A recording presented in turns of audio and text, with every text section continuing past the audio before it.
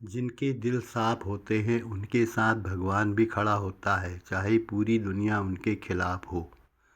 जितनी मेहनत लोग दूसरों की गलतियां ढूंढने में करते हैं उतनी खुद को सुधारने में लगाते तो शायद ज़िंदगी बेहतर होती। शक्तिशाली शत्रु और कमज़ोर मित्र हमेशा नुकसान ही देते हैं। दूसरों की हर बात मानकर हम लोभ के चक्कर में लाभ को भी खो देते हैं।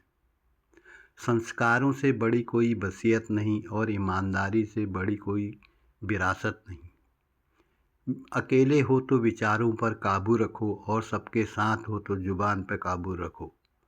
जुबान और दिमाग तेज चलाने से रिश्तों की रफ्तार धीमी पड़ जाती है। जिंदगी में सच्चा सुख वही है जब हम दूसरों की खुशी में अपनी खुशी ढूंढना सीख लेते हैं। तुम जो भी हो ईश्वर का तुम्हें उपहार है। तुम क्या बनते हो यह तुम्हारा ईश्वर को उपहार है। दुख में जो साथ देता है वही सच्चा साथी होता है, बाकी सब तो बस वक्त के साथी होते हैं। किसी के साथ बिताए गए छोटे छोटे पल ही जीवन के सबसे बड़े खजाने होते हैं। थोड़ी नज़र अपनी गलतियों पर भी रखना, सामने वाला हमेशा गलत नहीं होता। खुशियों का रास्ता तभी मिलता है जब हम दूसरों के दर्द को समझने लगते हैं। रिश्ता चाहे इस धरती पर कोई भी हो, सबका सिर्फ एक ही पासवर्ड है, भरोसा। जितनी मेहनत लोग दूसरों की गलतियां ढूंढने में करते हैं उतनी खुद को सुधारने में लगाते तो शायद ज़िंदगी बेहतर होती। संस्कारों से बड़ी कोई वसीयत नहीं और ईमानदारी से बड़ी कोई विरासत नहीं। खुद का शिक्षक बनकर खुद को पढ़ना ही सबसे बड़ा ज्ञान है।